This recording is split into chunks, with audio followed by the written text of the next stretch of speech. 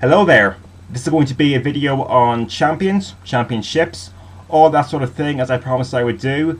But to start with, I have a very important plug to make. The plug is towards ProRes.tv, which is a forum started by Daniel Talks ProRes. It's basically an upgrade on the Facebook page that we were using for the same purposes of discussion, except now we have projects ongoing, all of which involve watching some really cool wrestling. My project in there at the moment is an account of Kobashi Kenta's reign with the GHC Heavyweight Championship, which Sean Carleton has already jumped the gun, and did the video that I am going to do when that project is over, and I still will be doing that video, so look forward to that, and go register on that forum and have a look at what's going on in there. The links for all the Kobashi matches are available. The video quality is suspect on some of the lesser matches. They're all lesser matches, and it's still tolerable in my opinion. I think it's still watchable to me. And then you can vote for your favourites and rank all 14 matches, and once we get enough votes, I'll be doing a video running down where I stand on each of those matches. It's only 14 matches, so it's not as demanding on your time as the best of years or the best of careers, as we also have going on in there. But for anyone who's especially keen on that sort of stuff, participation is always encouraged. Kobashi with the championship will not be the last viewing project that I shall be doing. And with that out of the way, let's touch on champions. Starting with those in the WWE. The current WWE champion is of course The Miz, and he'll be going into WrestleMania with the championship, which I don't think everyone expected him to do when he first won the belt. But he'll be going into WrestleMania with the championship, which to me is completely fine, because the WWE have found their selling point for this year's WrestleMania, and it's The Rock. And I can guarantee, I think it's a safe statement to make, that The Rock will, being at the forefront of that show, will just kind of give this year's WrestleMania just a great atmosphere, fun, in my mind. There's very few people that can pull that off, but The Rock is one of those people, in my opinion. You know, I think him being never too far away from the TV will just kind of give the WrestleMania card such a great atmosphere, fun, no matter what card they put together. So that's my opinion. Obviously, if they were to have him wrestle, it would be that much better. But I still think this will be something special. But Miz is champion. What have I thought of it, and do I think he can deliver on WrestleMania? I'm left somewhat baffled by the way that the WWE have treated this championship reign, when The Miz is clearly a guy that has a strong work ethic. He's been doing all the PR stuff, and yet the WWE still treat him as a liability almost. It's not just the fact that he hasn't been getting clean victories, because the issue of guys like Cena or Orton getting beat cleanly goes further than The Miz, and if the worst thing that I could say about The Miz's championship reign was that he wasn't getting clean victories, I'd be quite happy actually. But that's not the worst thing. The worst thing is they feuded him with Jerry Lawler, and the dynamic of that I actually like, and the clash of personalities is actually good. But that's not the sort of feud that you do for a new and untested champion. It's just not. If it were a few years down the line and The Miz had racked up a few years of main event credibility, the feud would be actually very good, I think. The feud would be actually very enjoyable. But the timing of this was just bad, in my opinion. So I don't want to dwell on that. WrestleMania, he'll be facing Cena. I'm all for that, actually, as long as this does not resemble their 2009 matches in any way, shape, or form. That was just the worst trap that WWE can fall into with the way they choose to use John Cena. If they let The Miz look like a equal, I think both guys can add a lot of drama to the match. I think the match will be damn good. If you want Cena to win, even, I'd say that'd be okay, as long as you can make Miz look like a fighting champion. To me, I think Miz could retain. You know, Sanders had a good point. Have Rock screw Cena out of the match and let them have their match at the next year's WrestleMania. To me, that's just fine if they want to go that route, and if Rock is actually up for wrestling that match. But even if you want Cena to win, I'm okay with that, as long as you give Miz a fighting chance, is all I'll say. So that's my stance on that. Moving on to the World Heavyweight Championship, which is currently held by Edge. This past year for Edge has been so depressing, I'll just say that. I'm a huge fan of the guy historically, and I'll definitely remember him fondly, even when he does retire. But he's at the worst point of his career by leaps and bounds at the moment. And it affects those he works with as well. I can't get overly excited for Edge and Del Rio, because I think that Edge just kind of... He just has lacked that ability to put drama into the matches recently, in my opinion. I think that Ray has been working injured, or at least has been on that threshold between being healthy and being injured, but then again, when isn't he like that these days? Still think he should have been added to the match and make it a three-way. They haven't done that. It would make sense, but they haven't done it. And they tease Christian being the third guy in the match. They haven't done that either, and I doubt they will.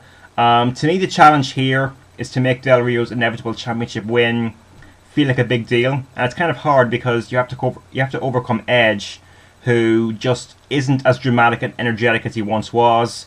And then Del Rio, he's a heel.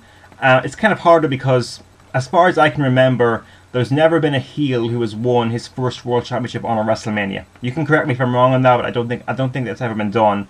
And it's kind of goes against what you would traditionally see as the face winning the Royal Rumble and then going on to win the title at WrestleMania. It goes against that. To me, this match needs to be kind of crazy, I think. It needs to be overbooked quite a bit. It's the kind of match that Triple H and Orton should have had at WrestleMania 25, but they didn't. Let Christian and Rey interject, give Del Rio some Mexican reinforcements and throw a few ref bumps in there and make it exciting in that way, and then have Del Rio win. I know people like clean victories, but look back at the time before the Money in the Bank and look at how heels won their first World Championships, and then you can kind of see it's not a new thing to have them win that way. I think careful overbooking is what this needs to be exciting, because otherwise Edge just kind of, I think, will bring this down quite a bit and just kind of make Del Rio's win seem kind of lackluster to me. That's just my opinion. That is the WWE. Let's move on to briefly talk about Ring of Honor. I'm not going to spend too much time on this because I'm not an avid follower of the company anymore. They have a severely limited number of guys that I actually like and would be willing to order a DVD once in a while. They don't have Aries and Steen. That hurts badly. But who do they have that I like? They have the Kings of Wrestling, who I'll enjoy watching whether they're in singles or in a tag team, whatever they decide to do there. And they have El Generico, who I also like. Right now, though, the fan base wants Davey to win. There's absolutely no reason why he shouldn't be champion. Shouldn't be champion already, as a matter of fact. So I'd say to Ring of Honor, get it done. I'll wait it out. And if down the line you decide to give the championship to Generico, or at least put him in a meaningful storyline again, I might throw some money your way. Just saying. And let's move on to Japan. Current IWGP Heavyweight Champion being Tanahashi Hiroshi.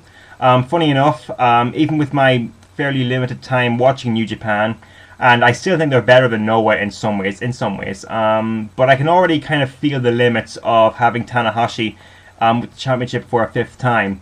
It just doesn't create a very exciting atmosphere in New Japan, at least in the main event scene. I'm a fan of the guy. I can see exactly why he is an ace in that company, but it's kind of like when Cena or Undertaker were champions in the last few years. They're proven talents, and they're going to be kind of steady and reliable when they have the belt, but it's just not going to be that exciting to me. Even though I'm still not a big fan of Goto. I'm still just kind of don't see his charm. But I would actually be more interested in New Japan's main event scene if Goto were to win the championship this year, because he'd be a new prospect. You don't know if he's going to do well or not, and you'd be interested to see how he does, I think. I'd say go for it. The crowd liked Tanahashi more, as far as I can tell, so I can understand the Wrestle Kingdom main event, the Wrestle Kingdom 5 main event in that sense. But we're past that now. I'd say give it a try and see what happens. There's really no other particularly interesting option to go with unless they're willing to put it on a Noah guy, which I think the opposite would be much, much more likely, and I'm going to get into that now when we're talking about Sugiura as the GHC Heavyweight Champion. The most interesting thing on the current wrestling scene to me is who is going to be the guy that takes the championship off Sugiura. He'll be facing New Japan representative Giant Bernard on the March 5th Noah show, which is called Great Voyage 2011. I think that'll be a significant step up from Sugiura vs Bison, but it's still a token defense that Sugiura has no chance of losing, and having two of those matches in a row, I'm not really too high on that. But different challengers that are not from New Japan are few and far between at this point, and the only other guy that really comes to my mind is Kensuke. We haven't seen that yet. I would have a significant amount of investment in that match, even though I would be supporting Sugiura 100% of the way. To me, Kensuke as champion would have a similar kind of stale feeling to it as having Tanahashi as champion. Similar, if not worse. But the match itself, I think, should happen.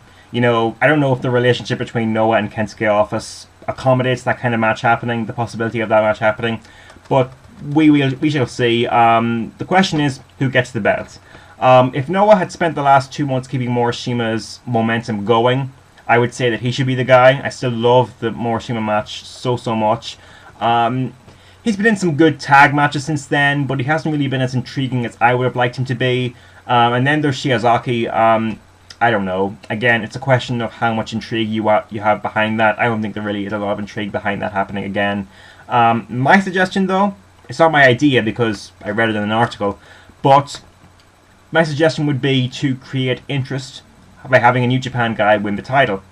And my choice there would be Nakamura. I think Sugiura versus Nakamura would be a great match right off the bat. I was hoping that would happen at Wrestle Kingdom, actually.